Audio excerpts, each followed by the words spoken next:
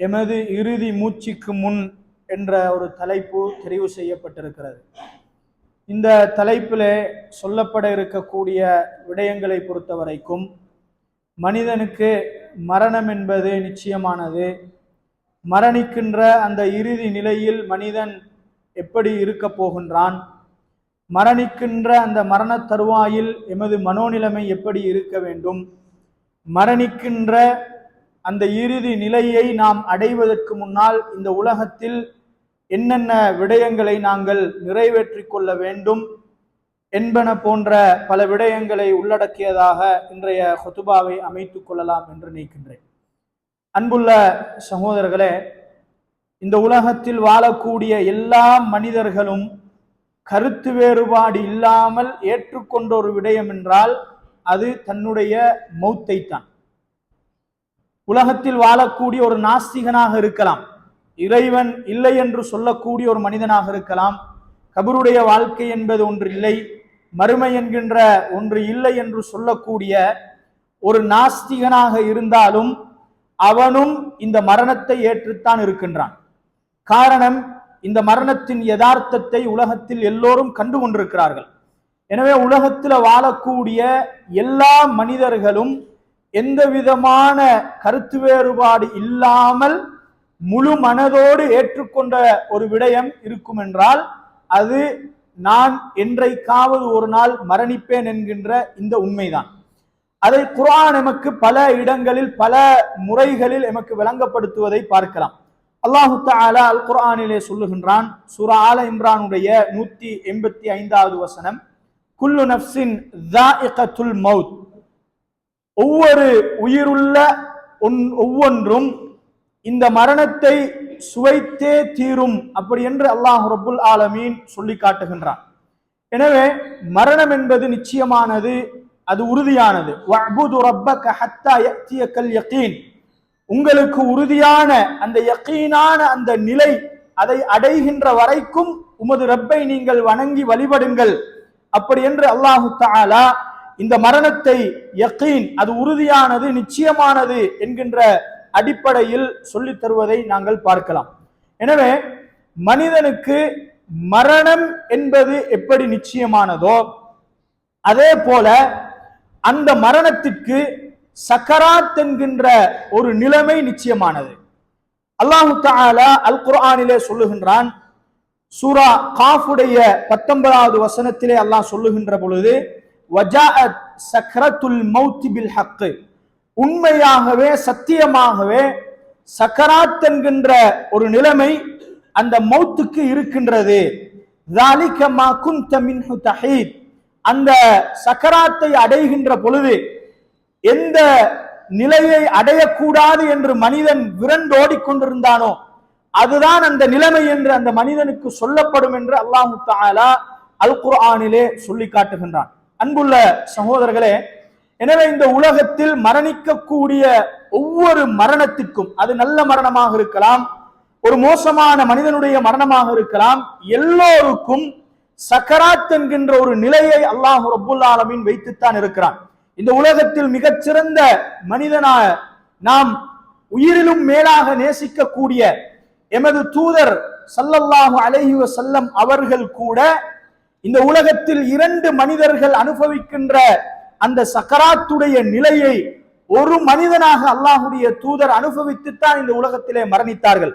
ரசூலுல்லாஹி ஸல்லல்லாஹு அலைஹி வஸல்லம் அவர்கள் மரணம் அவர்களை நெருங்கிக் கொண்டிருக்கின்ற பொழுது ஒரு வார்த்தை சொன்னார்கள், லா இலாஹ இல்லல்லாஹ் இன்னலில் மௌத்தி சக்கராத், லா இலாஹ இல்லல்லாஹ் இன்னலில் மௌத்தி சக்கராத், வணக்கத்துக்குரியவன் அல்லாஹுவை தவிர வேறு யாரும் இல்லை, ஒவ்வொரு மௌத்துக்கும் சக்கராத் என்கின்ற ஒரு நிலைமை நிச்சயமாக இருக்கிறது என்று சொல்லி அல்லாஹுடைய தூதர் அந்த சக்கராத்தை அனுபவித்துக் கொண்டிருக்கின்ற பொழுது இந்த உம்மத்துக்கு சொல்லக்கூடியவர்களாக இருந்தார்கள். எனவே அன்புள்ள சகோதரர்களே, மரணம் என்பது எப்படி நிச்சயமானதோ அதே போல அந்த மரணத்திற்கு சக்கராத் என்கின்ற அந்த நிலை நிச்சயமானது. அது எல்லோரும் உலகத்தில் சந்தித்துத்தான் ஆக வேண்டும். அது ஒவ்வொரு மனிதனுக்கும் சில பொழுதுகளில் வித்தியாசப்படலாம். ஆனால் அந்த சக்கராத்துடைய இறுதி நிலை எல்லோருக்கும் பெரும்பாலும் ஒரே அமைப்பிலே வருவதற்கான வாய்ப்புகள் இருக்கின்றது. அன்புள்ள சகோதரர்களே, சக்கராத் என்று சொன்னால் என்ன? இந்த சக்கராத் என்கின்ற இந்த அரபு வார்த்தைக்கு நம்ம மொழிபெயர்த்தோம் என்று சொன்னால் மயக்கம், போதை அப்படி என்று சொல்லலாம். போதைக்கு அரபுல பயன்படுத்துற வார்த்தை தான் இது. அல்லாஹு தஆலா நபித்தோழர்கள் அவர்கள் சாராயம் அருந்திக் கொண்டிருக்கின்ற பொழுது முதல் கட்டமாக நீங்கள் சாராயம் அருந்திய நிலையில், போதையாக இருக்கிற நிலையில் தொழுகைக்கு வர வேண்டாம் என்கின்ற தடையை அல்லாஹ் இறக்குகின்றான். வலா தக்ரபு ஸலாத்த வ அன்தும் சுகாரா, நீங்கள் சுகாரா போதையாக இருக்கிற நிலையில் தொழுகையின் பக்கம் நெருங்க வேண்டாம் அப்படி என்று அல்லாஹு தஆலா சொல்லுகின்றான். அப்ப இந்த வசனத்தில் போதைக்கு பயன்படுத்திய வார்த்தை தான் சுகாரா. அப்ப அதுல இருந்து வந்த ஒன்றுதான் சக்கராத். அப்ப சக்கராத் என்கின்ற ஒரு நிலை, அது ஒரு மயக்கமான, ஒரு போதையான, மனிதனுடைய சிந்தனைகள் பெரிய அளவுல வேலை செய்யாத ஒரு நிலைமைதான் அந்த சக்கராத்துடைய அந்த நிலைமை. அந்த மயக்கம் எப்படி இருக்கும் என்று சொன்னால், உலகத்துக்கும் உலகத்தில் அவனை சூழ இருப்பவர்களுக்கும் இடையில ஏற்படுகின்ற ஒரு மயக்கம் தான் அது. அந்த மரண தருவாயில், அந்த மயக்கமான அந்த நேரத்திலேயும் மனிதன் ஒன்றை தெளிவாக புரிந்து கொள்வான். நான் இந்த உலகத்தை விட்டு பிரிய போகின்றேன், இந்த உலக வாழ்க்கை இன்னும் சொற்ப நேரத்தில், சொற்ப நாட்களில் எனக்கு முடிய போகிறது, நான் எனது ரப்பை சந்திக்க போகிறேன் என்கின்ற ஒரு உண்மையை அந்த சக்கராத்துடைய அந்த மயக்கமான நிலையிலேயும் மனிதன் மிக தெளிவாக புரிந்து கொள்வான், உணர்ந்து கொள்வான். அப்ப அந்த மயக்கமான நிலை என்னவென்றால், உலகத்துக்கும் அவனுக்கும் இடையிலான அந்த தொடர்பு இருக்கிறது, அதிலே ஒரு வகையான மயக்கம் ஏற்படும். அந்த நேரத்தில் சில பொழுதுகளில் அவன் தனக்கு நிறைய சொத்துக்கள் இருக்கிறது, அவைகளை தர்மம் செய்து விட வேண்டும் என்று அவன் நினைக்கலாம். ஆனால் பேசிக்கொள்ள முடியாத நிலையில் அவன் இருப்பான். தனது பிள்ளைகள், தனது மனைவி, தனது குடும்ப அங்கத்தவர்கள் தன்னை சூழ கடைசி நேரத்தில் வந்து பார்த்து கொண்டிருப்பார்கள். அவர்களை பார்த்து சில விடயங்கள் சொல்ல வேண்டும் என்று மனிதன் நினைப்பான். ஆனால் பேசிக்கொள்ள முடியாத ஒரு நிலை ஏற்படும். அதுதான் அந்த சக்கராத்துடைய நிலை என்பது. அன்புள்ள சகோதரர்களே, இப்ப அந்த சக்கராத்துடைய நிலையை, அந்த சக்கராத்தில் ஒரு மனிதனுடைய இறுதி நிலை எப்படி இருக்கும் என்பதை அல்லாஹ்வுடைய தூதர் ஸல்லல்லாஹு அலைஹி வஸல்லம் அவர்கள் எமக்கு மிக தெளிவாக சொல்லி தந்தார்கள். இப்ப அந்த நிலையை நாம் பார்ப்பதற்கு முன்னால், அந்த சக்கராத்துடைய நிலையில் எமது மனோநிலைமை எப்படி இருக்க வேண்டும் என்றால், ரசூலுல்லாஹி ஸல்லல்லாஹு அலைஹி வஸல்லம் அவர்கள் சொன்னார்கள். சஹீஹ் முஸ்லிம்ல வரக்கூடிய ஹதீஸ், ஜாபிர் இப்னு அப்துல்லாஹ் ரலியல்லாஹு அன்ஹு அவர்கள் அறிவிக்கின்றார்கள், லா யமூத்தன்ன அஹதுக்கும் இல்லா வஹுவ யுஹ்சினு ظن பில்லாஹ், நீங்கள் மரணிக்கின்ற பொழுது உமது இறைவனை பற்றியான நல்லெண்ணம் இல்லாத நிலையில் நீங்கள் மரணிக்க வேண்டாம் என்று சொன்னார்கள். உமது ரப்பை பற்றியான நல்லெண்ணம் இல்லாத நிலையில் உங்களில் ஒருவர் மரணிக்க வேண்டாம் அப்படி என்று சொல்லி ரசூலுல்லாஹி ஸல்லல்லாஹு அலைஹி வஸல்லம் அவர்கள் சொன்னார்கள். அப்ப நாம் மரணிக்கின்ற பொழுது அந்த சக்கராத்துடைய இறுதி நிலையில் எமது மனோநிலைமை எப்படி இருக்க வேண்டும் என்றால், எனது ரப்பை நான் சந்திக்க வேண்டும் என்கின்ற ஆசை, பயம் அல்ல. எனது ரப்பை நான் சந்திக்க வேண்டும் என்கின்ற பயம் அல்ல, சந்திக்க போகிறேன் என்கின்ற அச்சம் அல்ல, சந்திக்க வேண்டும் என்கின்ற ஆசை, அந்த ரப்பை பற்றியான நல்லெண்ணம், அந்த நிலைமை இல்லாமல் நீங்கள் மரணிக்க வேண்டாம் அப்படி என்று சொல்லி ரசூலுல்லாஹி ஸல்லல்லாஹு அலைஹி வஸல்லம் அவர்கள் சொன்னார்கள். அப்ப நான் மரணிக்கின்ற பொழுது அல்லாஹு தஆலா என்னை தண்டித்து விடுவானா அல்லது மன்னிப்பானா? நான் மரணிக்கின்ற பொழுது எனது பிள்ளைகள் இதற்கு பின்னால் என்ன செய்ய போகிறார்கள்? எனது குடும்பம் எப்படி வாழப்போகிறது? எனது தொழிலை யார் பார்க்க போகிறார்கள்? நான் எவ்வளவோ கடன் வாங்கி இருக்கிறேன், இந்த கடனை எல்லாம் யார் அடைக்க போகிறார்கள்? இந்த சிந்தனை அல்ல நாம் மரணிக்கின்ற பொழுது நமக்கு இருக்க வேண்டிய சிந்தனை. இவைகள் எல்லாம் துண்டிக்கப்பட்டு அல்லாஹுவை பற்றியான நல்லெண்ணம் மட்டும் தான் நாம் மரணிக்கின்ற பொழுது எமது ஆழ்மன சிந்தனையில் இருக்க வேண்டும்.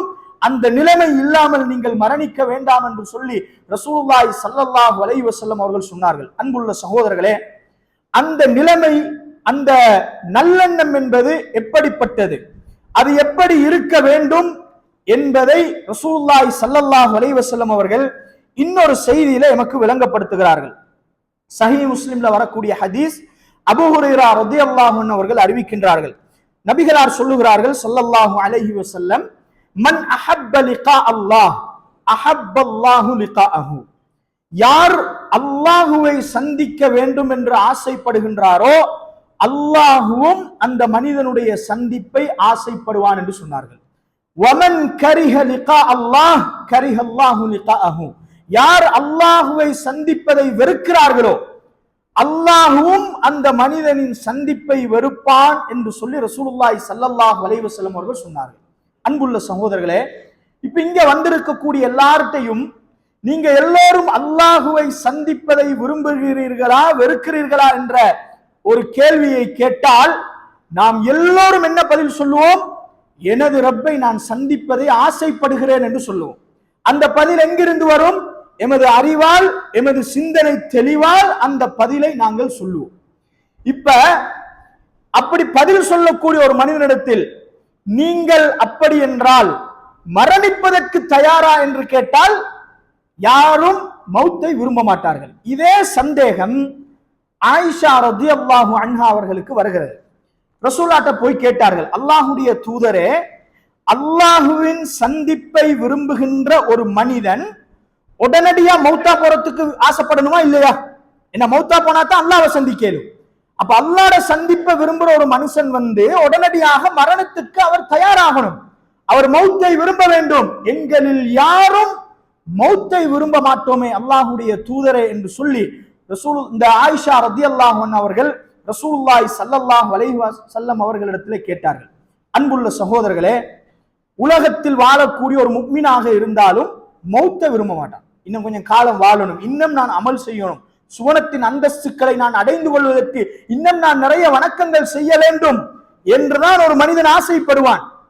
இப்ப இந்த கேள்வி ஆயிஷா ரலியல்லாஹு அன்ஹா அவர்கள் கேட்டவுடன் ரசூலுல்லாஹ் விளங்கப்படுத்துகிறார்கள், இப்போது நீங்கள் அல்லாஹுவின் சந்திப்பை விரும்புவதல்ல, அது எல்லாருக்கும் நடக்கும், அது நம்ம அறிவால பதில் சொல்லுவோம்.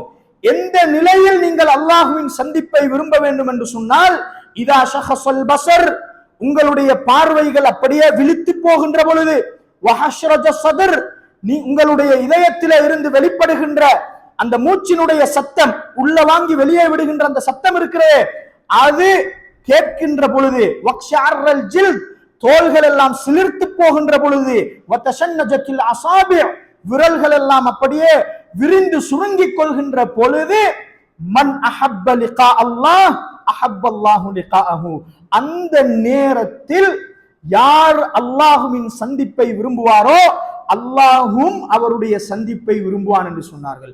வமன் கரிஹ லிகா அல்லாஹ் கரிஹ அல்லாஹு லிகாஅஹு, அந்த நேரத்தில் யார் அல்லாஹுவின் சந்திப்பை வெறுப்பாரோ அல்லாஹும் அவருடைய சந்திப்பை வெறுப்பான் என்று சொன்னார்கள். இதுதான் ஒரு மனிதனுடைய சக்கராத்தின் கடைசி கட்டம். இது உலகத்தில் எல்லாரும் இதை அனுபவிப்பார்கள். பார்வைகள் அப்படியே மேல் நோக்கி போக ஆரம்பிக்கும். தனது மூச்சு போக போகிறது, நான் மௌத்தை சந்திக்க போகிறேன் என்பதை அவன் உணர ஆரம்பிப்பான். அவனுடைய தோள்கள் எல்லாம் அப்படியே நடுங்கி அப்படியே சிலிர்த்து போக ஆரம்பிக்கும். அவனுடைய விரல்கள் எல்லாம் அப்படி சுருங்கிக் கொள்ள ஆரம்பிக்கும். இந்த நிலை ஏற்படுகின்ற பொழுது அன்புள்ள சகோதரர்களே, எம்மால் எமது சிந்தனையால் அல்லாஹுவின் சந்திப்பை விரும்ப முடியாது. அந்த நேரத்தில் நம்ம யோசித்து, நான் இப்ப மௌத்தா போக போறேன், நான் அல்லாஹ்வுடைய சந்திப்பை விரும்பணும் என்று எமது சிந்தனையால் விரும்ப முடியாது. அந்த பதட்டமான, அந்த மயக்கமான அந்த நிலை ஏற்படுகின்ற பொழுது எமது ஆழ்மன சிந்தனையில் எது இருக்கிறதோ அதுதான் ஆசையாக வெளிப்படும். எமது உள்ளம் அல்லாஹுக்காக வேண்டி என்று வாழ்ந்திருந்தால், அல்லாஹுவின் கட்டளைகளை பின்பற்றி இருந்தால், அல்லாஹ் தடுத்திருக்கக்கூடிய விடயங்களை விட்டு விலகி வாழ்ந்திருந்தால், இறைவனுக்காக வேண்டி என்ற ஒரு வாழ்க்கை நாம் வாழ்ந்திருந்தால், எமது மௌத்தின் கடைசி அந்த தருவாயில் எமது உள்ளம் அல்ஹம்துலில்லாஹ், இந்த உலக வாழ்க்கையை முடித்து நான் இந்த உலகத்தில் இவ்வளவு காலம் எந்த ரப்பை வணங்கி வழிபட்டேனோ அந்த என்னுடைய ரப்பை நான் சந்திக்க போகிறேன் என்கின்ற ஆசை ஏற்படும். நாம் இறைவனுக்காக வேண்டி வாழவில்லை என்றால், ஹராத்தையும் பாவத்தையும் நாம் செய்து வாழ்ந்திருந்தோம் என்றால், இறைவனின் கட்டளைகளை நாம் சரியான முறையில் நிறைவேற்றிருக்காவிட்டால், பாவங்கள் என்றுதான் எமது வாழ்க்கை கழிந்திருந்தால், அந்த நேரத்தில் எமது மனோநிலைமை இறைவனின் சந்திப்பை நிச்சயமாக வெறுக்காது, நிச்சயமாக விரும்பாது. அந்த நேரத்தில் அல்லாஹுவை நான் சந்தித்தால் அல்லாஹ் என்னை தண்டித்து விடுவானா என்கின்ற அச்சம்தான் ஏற்படும். அன்புள்ள சகோதரர்களே, எனவே எமது உள்ளத்தில் இருக்கக்கூடிய அந்த ஆசைதான் எமது உள்ளத்தில் இருக்கக்கூடிய ஆழ்மன சிந்தனை தான் அந்த ஆசையை வைக்க வேண்டும். அதுதான் கடைசி நேரத்தில் வெளிப்படும். அதற்காக வேண்டி நாம் தயாராக வேண்டும். அந்த நிலைமை இல்லாமல் நீங்கள் மரணிக்க வேண்டாம் என்று சொல்லி ரசூலுல்லாஹி ஸல்லல்லாஹு அலைஹி வஸல்லம் அவர்கள் சொன்னார்கள். அன்புள்ள சகோதரர்களே, அந்த கடைசி நேரத்தை மனிதன் அடைகின்ற பொழுது இந்த உலகத்தில் இதுவரைக்கும் காணாத சில காட்சிகளை எல்லாம் அவன் காண ஆரம்பிப்பான். மலக்குமார்களை அவன் காண ஆரம்பிப்பான். நல்ல மனிதர்களாக இருந்தால் நல்ல அழகான தோற்றத்தில் மலக்குமார்களை சந்திப்பார்கள். மோசமான மனிதனாக இருந்தால் உலகத்தில் உயிர் பிரிவதற்கு முன்னாலேயே ஒரு அருவருப்பான பயங்கரமான தோற்றத்திலே இருக்கின்ற மலக்குமார்களை அந்த மனிதன் சந்திப்பான். அந்த நேரத்தில் ஒரு மனிதன் பாவியாக இருந்தால் அவன் இறைவனின் சந்திப்பை விரும்ப மாட்டான். இன்னும் இந்த உலகத்தில் வாழ வேண்டும் என்றுதான் ஆசைப்படுவான். அந்த நேரத்தில் உலக வாழ்க்கையின் யதார்த்தத்தை அவன் புரிந்து கொள்வான். எதற்கு அல்லாஹ் உலக வாழ்க்கையை தந்தான், நம்ம வேஸ்டாக கழித்து விட்டோமே என்கின்ற அதை மிக தெளிவாக புரிந்து கொண்டு அந்த மனிதன் இறைவனோடு பேச ஆரம்பிப்பான். அவனுடைய மனோநிலைமை, அவனுடைய ஆசைகள் எப்படி இருக்கும் என்றால் அல்லாஹு தஆலா சொல்லுகின்றான், வஅன்ஃபிகு மிம்மா ரஸக்னாகும் மின் கப்லி அன் யஅதிய அஹதகுமுல் மௌத். உங்களுக்கு மௌத் வருவதற்கு முன்னால் அல்லாஹ் அளித்தவற்றிலே இருந்து நீங்கள் செலவழித்துக் கொள்ளுங்கள்.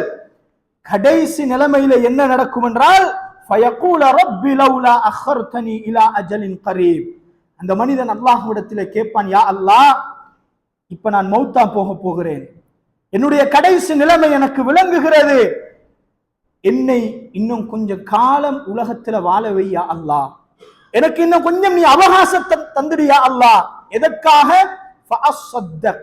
நான் சதக்கா செய்ய வேண்டும், நான் தர்மம் செய்ய வேண்டும், வஅகும் மினஸ் சாலிஹீன், நான் சாலிஹான மனிதனாக மாறிவிட்டு வருகிறேன், எனக்கு கொஞ்சம் அவகாசத்தை தா, நான் இப்போது இந்த உலக வாழ்க்கையின் யதார்த்தத்தை புரிந்து கொண்டேன், மௌத்து என்றால் என்ன என்பதை விளங்கிக் கொண்டேன், யா அல்லாஹ் நான் திருந்துவதற்கு அவகாசம் தந்துவிடு என்று மனிதன் புலம்ப ஆரம்பிப்பான். அல்லாஹ்வுடைய பதில் எப்படி இருக்கும்? வலை யுஅখিরல்லாஹு நஃப்ஸன் இதா ஜாஅ அஜலுஹா.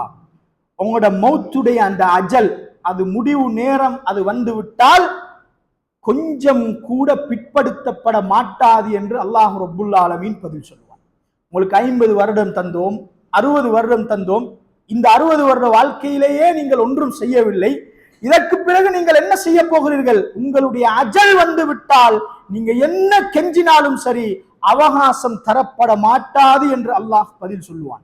அன்புள்ள சகோதரர்களே, இன்னொரு இடத்திலே அல்லாஹ் சொல்லுகின்ற பொழுது, அந்த மனிதர்களுக்கு மரணம் வருகின்ற பொழுது அவர்களுக்கு சொல்லப்படும், உங்களுடைய ரப்பின் பக்கம் நீங்கள் மீண்டு விடுங்கள் என்று சொல்லப்படுகின்ற பொழுது அந்த மனிதர்கள் அல்லாஹ்விடத்திலே புலம்ப ஆரம்பிப்பார்கள், யா அல்லாஹ், எங்களை நீ திருப்பி அனுப்பிவிடியா அல்லாஹ், எங்களை நீ திருப்பி அனுப்பிவிடு, லஅல்லி அஅமலு சாலிஹன் ஃபீமா தரக்து, நான் இந்த உலகத்தில் செய்யாமல் விட்ட எத்தனையோ அமல்கள் இருக்கிறது யா அல்லாஹ், அவைகளை எல்லாம் நான் செய்து விட்டு வருகிறேன், நான் சாலிஹான மனிதனாக நான் அமல்களை செய்து விட்டு வருகிறேன், எனக்கு அவகாசம் தாயா அல்லாஹ் என்று மனிதன் கேட்பான். அல்லாஹ் என்ன சொல்லுவான்? கல்லா இன்னஹா கலிமத்துன் ஹுவ காயிலுஹா. இதெல்லாம் நீங்க புலம்புற வெறும் வாய் வார்த்தை, இதுல எந்த ஒரு நிமிடம் கூட உங்களுக்கு அஜல் பிற்படுத்தப்பட மாட்டாது என்று அல்லாஹுடைய பதில் இருக்கும் என்பதை அல்லாஹு தஆலா அல் குர்ஆனிலே சொல்லி காட்டுகின்றான். எனவே அன்புள்ள சகோதரர்களே, அந்த நிலையை அடைவதற்கு முன்னால் உலகத்தில் நாம் நல்ல மனிதர்களாக வாழ வேண்டும், இறைவனுக்கென்ற வாழ்க்கையை நாம் வாழ வேண்டும்.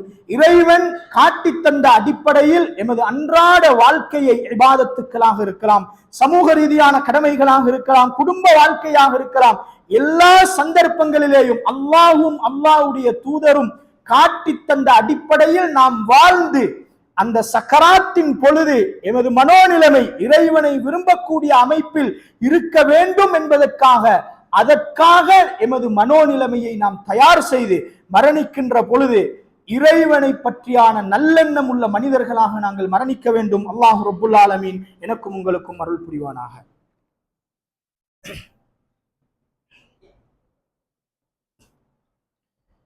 அல்ஹம்துலில்லாஹ் அல்ஹம்துலில்லாஹி ரப்பில் ஆலமீன் வஸ்ஸலாத்து வஸ்ஸலாமு அலா அஷ்ரஃபில் அன்பியாஇ வல் முர்சலீன் நபியினா முஹம்மதின் வ அலா ஆலிஹி வ ஸஹ்பிஹி அஜ்மஈன். அம்மா பஅத். அன்புள்ள சகோதரர்களே, எமது மரணத்தின் அந்த இறுதி நிலையை நாம் அடைவதற்கு முன்னால் இந்த உலகத்தில் நாம் நிறைவேற்றிக் கொள்ள வேண்டிய சில விடயங்களை இஸ்லாம் எனக்கும் உங்களுக்கும் வழிகாட்டுகிறது. அதுல ஒன்றுதான், எமது சக்கராத்தை நாம் அடைவதற்கு முன்னால் நாம் நிறைய தௌபா செய்து கொள்ள வேண்டும், இஸ்திக்ஃபார் செய்து கொள்ள வேண்டும்.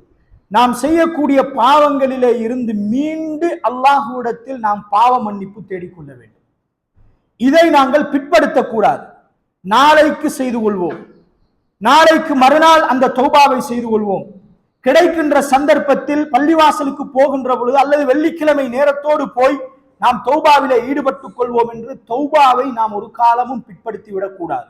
ஏனென்றால் எமது மௌத்து எப்போது எமக்கு வரும் என்பது யாருக்கும் தெரியாது. அது அல்லாஹுடைய கையிலே இருக்கிறது. எனவே இன்றைக்கு இந்த நொடிப்பொழுதில் என்னால் தௌபா செய்து கொள்ள முடியுமா? நாங்கள் தௌபா செய்து கொள்ள வேண்டும். எமது இறுதி நிலையை அடைந்து அந்த நேரத்தில் உலகத்தையும் மறுமையையும் நாம் காணுகின்ற பொழுது தௌபா செய்தால் அந்த தௌபாவை அல்லாஹ் ஏற்றுக்கொள்ளவும் மாட்டான். அல்லாஹு தஆலா அல் குர்ஆனிலே சொல்லுகின்றான், வலைஸத்தி தௌபத்து லில்லதீன யஅமலூன ஸய்யிஆத் ஹத்தா இதா ஹதர அஹதஹுமுல் மௌத். உங்களில் ஒருவருக்கு மௌத் வருகின்ற பொழுது அவர் செய்த பாவங்களுக்காக தௌபா செய்தால் அந்த தௌபா அங்கீகரிக்கப்பட மாட்டாது என்று அல்லாஹ் ரப்புல் ஆலமீன் அல் குர்ஆனிலே சொல்லி காட்டுகிறான். கடைசி நேரம், உயிர் பிரிகின்ற நேரம். இந்த உலகம் என்பது பொய்யானது. இந்த உலகத்திலே நான் நிறைய பாவங்களை செய்து விட்டேன், நான் தௌபா செய்து கொள்ள வேண்டும் என்று ஒரு மனிதன் ஆசைப்பட்டு தனது உயிர் பிரிகின்ற அந்த கடைசி நேரத்தில் அவன் தௌபா எவ்வளவுதான் செய்தாலும் அல்லாஹ் ரப்புல் ஆலமீன் அந்த தௌபாவுக்குரிய வாசலை அடைத்து விடுவான். எனவே உயிரோடு வாழுகிற நேரத்தில் நாளைக்கு என்று பிற்படுத்தாமல் அதிகமாக எமது பாவங்களுக்காக நாம் தௌபா செய்து கொள்ள வேண்டும். அடுத்த பகுதி கடன். கடன் விடயத்தில் நாம் கொஞ்சம் கவனம் செலுத்த வேண்டும். ஏன்னா இன்றைக்கு கடன் கொடுக்கல் வாங்கல் என்பது சாதாரணமாக எமது கொடுக்கல் வாங்கல் வியாபாரத்தில் நடக்கக்கூடிய ஒன்றாக இருக்கிறது. கடன் கொடுக்கல் வாங்கலை இஸ்லாம் அனுமதிக்கிறது, ஆனால் அதை எச்சரிக்கவும் செய்கிறது. கடனை கடுமையாக இஸ்லாம் எச்சரிக்கவும் செய்கிறது. நாம் கடன் கொடுக்கல் வாங்கல் செய்தால் எமது மௌத்தினுடைய கடைசி நிலைமையை நாம் எதிர்பார்த்து அவசரமாக அந்த கடனிலே இருந்து நாம் வெளியே வந்து விட வேண்டும். அல்லது நாம் திடீரென்று மரணித்தால் எமது கடனை அடைப்பதற்கான வழிகளை நாம் ஏற்படுத்தி வைக்க வேண்டும். எமது மௌத்துக்கு பின்னால் எமது குடும்பம் நாம் வாங்கிய கடனினூடாக அவர்கள் இந்த உலக வாழ்க்கையை இழக்கின்ற ஒரு நிலையில் நாம் விட்டு போகக்கூடாது. அல்லாஹு தஆலா கடன் விடயத்திலே சொல்லுகின்ற ஒரு கட்டளை, ஒரு வணக்கம் இன்றைக்கு சமூகத்தில் கணக்கெடுப்பதே கிடையாது. அல்லாஹ் என்ன சொல்லுகின்றான்? யா அய்யுஹல்லதீன ஆமனு, ஈமான் கொண்ட விசுவாசிகளே, இதா ததாயன்தும் பிதைனின், நீங்கள் கடன் கொடுக்கல் வாங்கல் செய்து கொண்டால், இலா அஜலின் முஸம்மா, ஒரு குறிப்பிட்ட காலம் வரைக்கும் கடன் கொடுக்கல் வாங்கல் நீங்கள் செய்து கொண்டால், ஃபக்துபூஹு, உங்களுக்குள் நீங்கள் எழுதி கொள்ளுங்கள். இந்த கட்டளை யாருக்கு சொல்றான்? கொடுக்கிறவருக்கும் எடுக்கிறவருக்கும் சேர்த்து தான் அல்லாஹ் சொல்றான். உங்களுக்குள் நீங்கள் அதை எழுதி கொள்ளுங்கள். வல்யக்துப் பைனக்கும் காத்திபும் பில் அத்ல், எழுதக்கூடிய, நீதமாக எழுதக்கூடிய ஒருவரை வைத்து கடனை எழுதி கொள்ளுங்கள், அல்லது எழுதக்கூடியவர் நீதமாக எழுதி கொள்ளட்டும், அப்படி என்று அல்லாஹ் சொல்லுகிறார். அப்படின்னா என்ன? கடன் கொடுக்கல் வாங்கல் நீங்கள் செய்தால் அதை உங்களுக்குள் எழுதி கொள்ளுங்கள், அதற்கு நீங்கள் சாட்சியாளர்களை ஏற்படுத்தி அதை எழுதி கொள்ளுங்கள். இது மிக முக்கியமான ஒரு விடயம். இன்றைக்கு பலர் கணக்கெடுப்பதே கிடையாது. நம்பிக்கை என்ற அடிப்படையில கடனை கொடுக்கிறார்கள். என்ன நம்பிக்கைன்னு பார்த்தா, கொடுக்கல் வாங்கலை பத்தி நீங்க விசாரிச்சீங்களா? அவர் பஜார்ல எப்படி பிசினஸ் பண்றாரு, எப்படி பலர்கிட்ட கடன் வாங்கிட்டு கொடுத்திருக்கிறாரா இல்லையான்றத நீங்க விசாரிச்சீங்களான்னு கேட்டால் இல்ல. அப்ப எப்படி நீங்க நம்பிக்கைன்னு முடிவு செஞ்சீங்க? அவர் மிம்பர் ஏறி பயான் பண்றாரு, அவர் 5 நேரம் தொழுகைக்கு வராரு, அவர் பள்ளிவாசலுக்கு வரக்கூடியவர், மார்க்க வகுப்புகளுக்கு வரார். கடன் கொடுக்கல் வாங்கலுக்கு இது நம்பிக்கை அல்ல, இதுவல்ல குவாலிஃபிகேஷன். அவர் கொடுக்கல் வாங்கல் எப்படிப்பட்டவர், அந்த நம்பிக்கையை தேடி பார்க்க வேண்டும். நாம் ஏமாந்து விடக் கூடாது. அன்புள்ள சகோதரர்களே, இன்றைக்கு கொடுத்து விட்டு பல லட்சம் ரூபாய்களை இழக்கின்ற நிலையில் அப்ப சமூகத்துக்கு வருது, இவருக்கு கடன் கொடுத்திருக்கிறேன், அவர் திருப்பி தரல, பொல்லு போட்டுட்டாரு. சரி, நீங்க கொடுத்ததுக்கு என்ன எவிடன்ஸ்? எழுத்துல காட்டுங்கன்னா எழுத்துலையும் யாரும் இல்லை, சாட்சியிலையும் யாரும் இல்லை. இப்ப எடுத்தவர் நான் எடுக்கவில்லை என்று சொன்னால் எப்படி முடிவெடுப்பது? எனவே சில பொழுதுகளில் ஒரு மனிதர் பெருவாரியான கடனை வைத்துவிட்டு மரணிக்கிறார். பல பேர் வருகிறார்கள் பிள்ளைகளிடத்தில், உங்களோட வாப்பா கடன் வாங்கினாரு, உங்களோட வாப்பா கடன் வாங்கினாரு, நாங்க இன்வெஸ்ட் பண்ணினோம், என்ன எவிடன்ஸ் என்று பார்த்தா எவிடன்ஸ் ஒன்றும் இல்லை. அன்புள்ள சகோதரர்களே, பிள்ளைகள் தனது வாழ்நாள் முழுக்க தந்தையின் கடனை அடைப்பதற்கு சிரமப்படக்கூடிய நிலையை நாங்கள் பார்க்கலாம். எனவே கடன்ல முதலாவது நம்ம அதுல இருந்து அவசரமா வெளியில வந்துடணும். சிலருக்கு ஒரு பழக்கம் இருக்குது, அந்த கடன் வாங்கியே பழகி, கடன் கொடுப்பதற்கான வசதிகள் இருக்கும், ஆனா எடுத்தவர் கேட்கல தானே என்று கையில பொருளாதாரம் இருந்தாலும் கொடுக்காம பிற்படுத்தக்கூடியவர்களை நாங்க பார்க்கலாம். அன்புள்ள சகோதரர்கள், மௌத் என்பது எங்களுக்கு தெரியாது. அவசரமாக கடன்ல இருந்து வெளியே வர வேண்டும், அல்லது கடன் கொடுப்பதற்கான வழியை நாம் ஏற்படுத்தி வைக்க வேண்டும். அதுல ஒன்றுதான் கடனை நாம் எழுதி கொள்வது, சாட்சியாளர்களை அதற்காக நாம் ஏற்படுத்திக் கொள்வது. அடுத்த பகுதி என்ன தெரியுமா? வீட்டிலே விளங்கக்கூடிய மூத்த பிள்ளைகள் இருந்தால் தந்தையின் கடனை பற்றியான ஒரு சின்ன ஒரு அறிவை அவர்களுக்கு கொடுத்து வைக்க வேண்டும். எப்படி? அதற்குரிய ஏற்பாடை அவர் தந்தை செய்திருக்கிறார் என்பதை பிள்ளைகளுக்கு தெரியப்படுத்த வேண்டும். மூத்த மகன் ஒருவர் இருந்தால் அவரை அழைத்து, எனக்கு இன்னென்ன இடத்தில எல்லாம் கடன் இருக்கிறது, நான் மரணித்து விட்டால் எனக்கு இந்த இடத்துல ஒரு சொத்து, ஒரு காணி இருக்கிறது, அந்த காணியை வித்து இவருடைய கடனை நீ அடைத்து விடு. எனக்கு இந்த இடத்துல ஒரு கடை இருக்கிறது, அந்த கடனை வித்து, அந்த கடையை வித்து எனது கடனை நீ அடைத்து விடு என்று கடனுக்கான வழியை ஏற்படுத்தி வைக்க வேண்டும். இதுவும் நாளைக்கு செய்வோம் நாளைக்கு செய்வோம் என்று பிற்படுத்தினால் மௌத்து வரைக்கும் அது நடந்து கொண்டேதான் இருக்கும், நடைமுறைக்கு வராது. எனவே அன்புள்ள சகோதரர்களே, ஜாபிர் இப்னு அப்துல்லாஹ் ரலியல்லாஹு அன்ஹு என்று நினைக்கின்றேன், அவர் மரணிக்கின்ற பொழுது தனது மகனை அழைத்து, எனக்கு இவ்வளவு கடன் இருக்கிறது, எனக்கு இன்னென்ன இடத்துல சொத்து இருக்கிறது, இந்த சொத்துக்களை வித்து நீ கடனை அடைத்து விடு என்று மகனுக்கு வழிகாட்டினார் என்ற செய்தியை நாங்கள் என்ன செய்யலாம், பார்க்கலாம். எனவே கடன் விடயத்தில் நாம் கவனம் செலுத்த வேண்டும் என்பதை புரிந்து கொள்ள வேண்டும். ஏனென்றால் ஷஹீதுக்கு கூட, இஸ்லாத்துக்காக தியாகம் செய்த, உயிரை தியாகம் செய்த அந்த மனிதனுக்கு கூட கடன் இருந்தால் அவருடைய பாவங்களை அல்லாஹ் மன்னிக்க மாட்டான் என்பதை நாங்கள் புரிந்து கொள்ள வேண்டும். அன்புள்ள சகோதரர்களே, அதே போல யாருக்காவது அநியாயம் இழைத்திருந்தால் அந்த அநியாயத்திலே இருந்து அவசரமாக வெளியே வர வேண்டும். அந்த அநியாயத்தை ஹலாலாக்கி கொள்ள வேண்டும். அதற்காக மன்னிப்பு கேட்க வேண்டுமா? கேட்டுக்கொள்ள வேண்டும். ஏதாவது கொடுக்க வேண்டுமா? கொடுத்து கொள்ள வேண்டும். இது எப்போது நடக்க வேண்டும்? நாளைக்கு அல்ல, அடுத்த வருட பெருநாளைக்கு அல்ல, இன்றைக்கே இது நடக்க வேண்டும். ரசூலுல்லாஹ் அப்படியான ஒரு வார்த்தையை தான் பயன்படுத்தினார்கள். ஃபல்யதஹல்லல்ஹு மின்ஹுல் யௌம் என்று சொன்னார்கள். இன்றைய தினமே உங்களுடைய அநியாயங்களுக்குரிய அந்த அநியாயத்தில இருந்து ஹலாலாக்கி கொள்ளுங்கள் என்று சொன்னார்கள். மன்னிப்பு கேட்டுக் கொள்ளுங்கள் என்று சொன்னார்கள். இன்றைக்கே செய்து கொள்ளுங்கள் என்று சொன்னார்கள். கொஞ்சம் பேர் அநியாயம் செஞ்சிருவாங்க, பகைத்துக் கொண்டிருப்பார்கள். செய்தது அநியாயம் என்பது தண்ட மனசாட்சிக்கு தெரியும், ஆனா அடுத்த வருஷ பெருநாள் வரைக்கும் எதிர்பார்த்திருப்பார்கள்.